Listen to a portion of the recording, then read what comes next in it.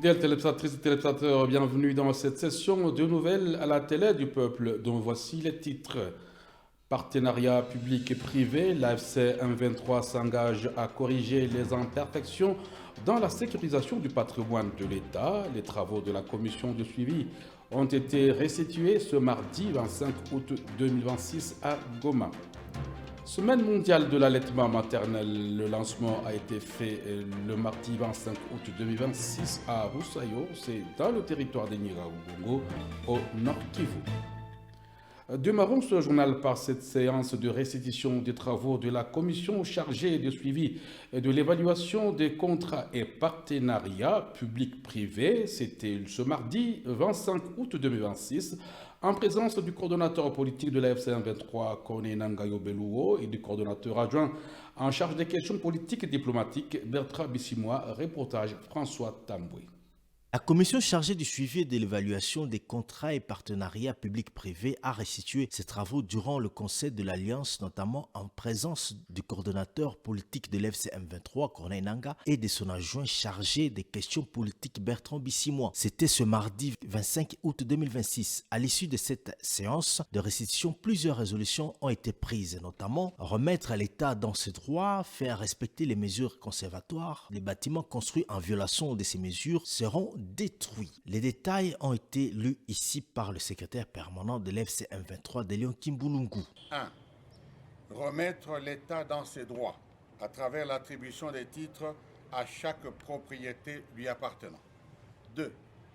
Faire respecter les mesures conservatoires prises par le Conseil de l'Alliance en date du 6 janvier 2026 interdisant toute construction sur les parcelles de terre du domaine privé ou public de l'État, et tout contrevenant à cette mesure sera sanctionné conformément à la loi.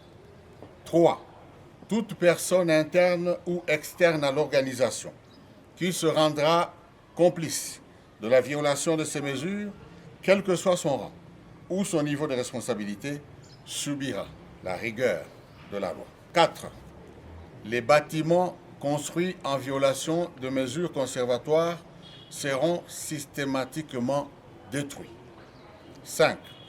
Le Conseil de l'Alliance enjoint toutes les autorités, chefs d'avenue, chefs de cellule, chefs de quartier, bourgmestres, maires de villes, etc., à tout le niveau de responsabilité de s'impliquer pour le strict respect des mesures susmentionnées. La commission a indiqué que la conclusion de ces travaux interviendront dans les meilleurs délais. Les services de finances ont instruit d'œuvrer pour l'intérêt de la population. C'est le message lancé par le gouverneur de province du Nord Kivu, Musanga Erasto, qui mise sur la bonne gouvernance bénéfique à la société. C'était au cours d'une réunion trimestrielle sur l'évaluation de la situation fiscale à Goma. Reportage Célestin Siboumana.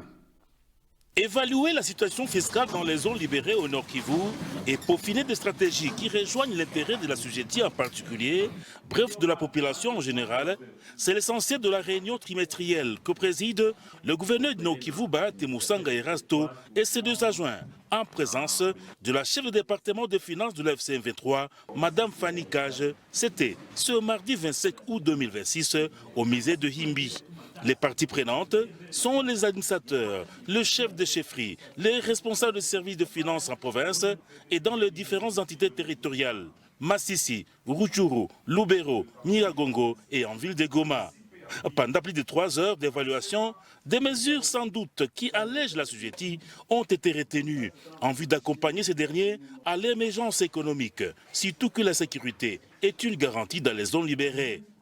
Le coordonnateur provincial adjoint de finances, Dayamba Jebiraïra, s'est dit satisfait de cet exercice d'évaluation fiscale. Tunakuya juu ya malalamiko ya population alors que population ndio richesse ya province. Sasa tunasikia malalamiko ya population kuko mataxes zetu diminuer na juu ya kumaximiser ma recette parce que wakati ya vita province ya Nord Kivu kwenye vita inaisha, tunaenda juu ya development hatutaifanya juu ya moyen, il faut tuimaximiser ma recette, marabarabara, mahopito, ingine yote hii ka Ebola yenye iko, il faut tuimaîtriser. Unaona kote yetu tulisha maîtriser Ebola par rapport na kote ya gouvernement. ya Tshisekedi.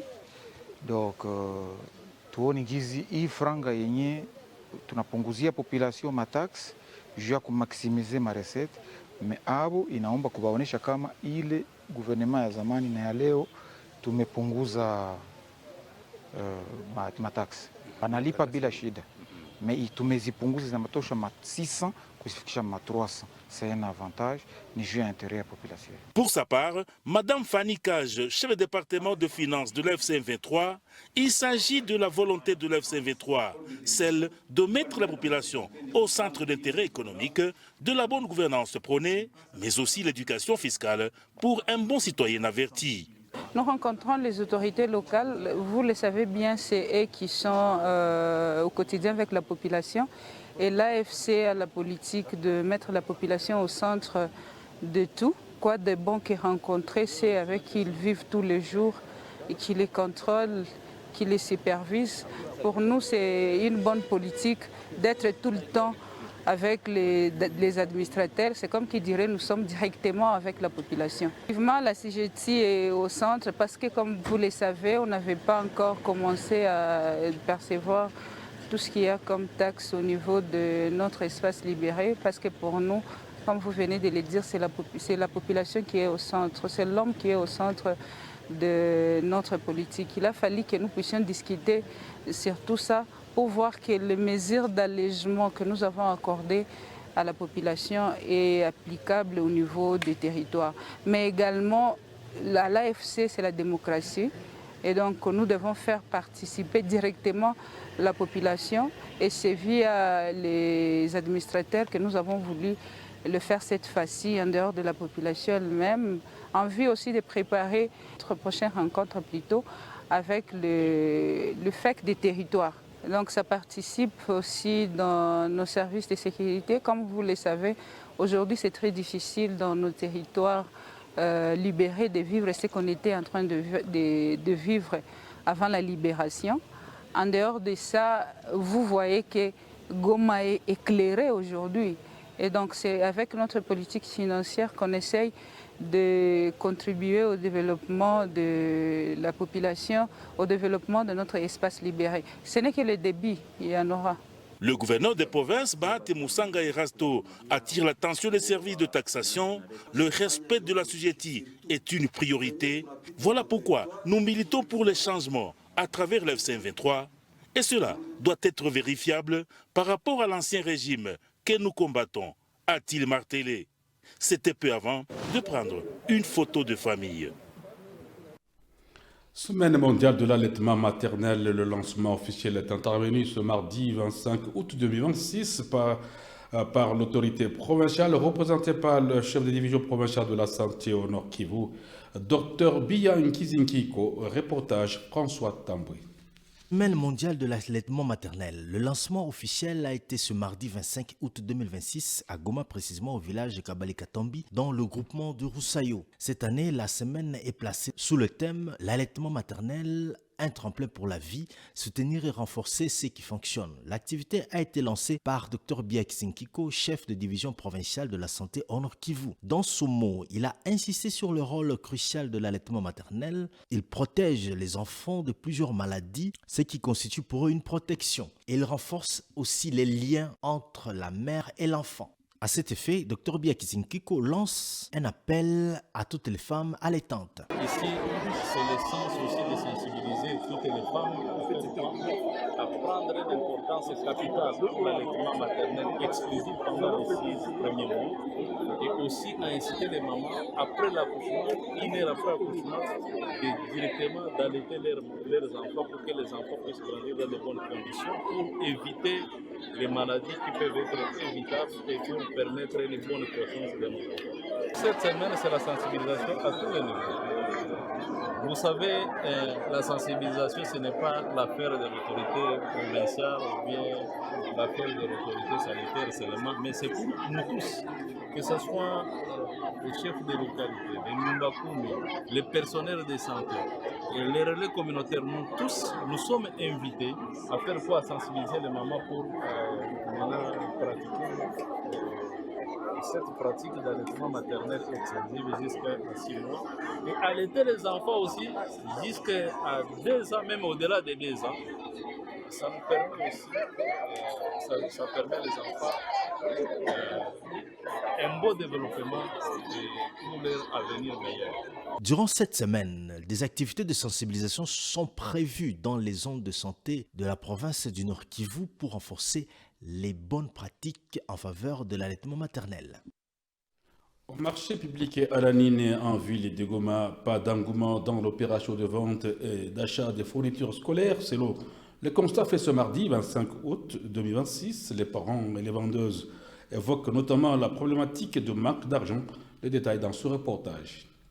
À quelques jours de la rentrée scolaire 2026-2027, il ne s'observe pas d'engouement dans les opérations de la vente et l'achat des fournitures scolaires qui sont déjà disponibles. Un constat fait ce mardi 25 août 2026 au marché public connu sous l'appellation de Alanine en commune de Goma. Les quelques parents rencontrés disent que cette rentrée scolaire est incertaine à la suite du chômage. Même son des cloches pour une vendeuse qui soutient qu'il n'y a pas de circulation d'argent, mais reste quand même optimiste.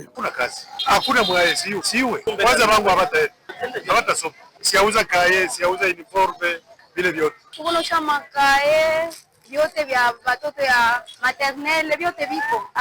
Tunaona iko saa, pesa haziko, tuko na chunga tu, tuone kama vitakuwa heba tu wakishapokea hapo sisi tutauzisha. Tuko hapa kwa Laline karibu wakilia. Pour rappel, cette rentrée scolaire est en principe prévue le 1er septembre 2026. Enfin, des actes de vandalisme ont été observés au quartier Majengo. Des robinets de la Régie des eaux ont été endommagés dans la nuit du 24 au 25 août dans quelques avenues. Les détails dans ce reportage. Au quartier Majengo, dans la commune de Karishimi, en ville de Goma, une destruction méchante des robinets de la Régie des eaux a été constatée ce mardi 25 août 2026 le matin dans 2 cellules, a-t-on appris, d'un des cadres de base de l'entité. Il s'agit notamment des cellules Umoja et Kisima, où 4 sites ont été ciblés par des personnes inconnues et mal intentionnées pour saboter ces ouvrages communautaires dans les avenues Optigo et Boueza. Des actions antipatriotiques condamnées par bon nombre d'opinions qui soutiennent que les auteurs doivent être sanctionnés. Voilà, c'est la fin de cette session de nouvelles. Merci de l'avoir suivi.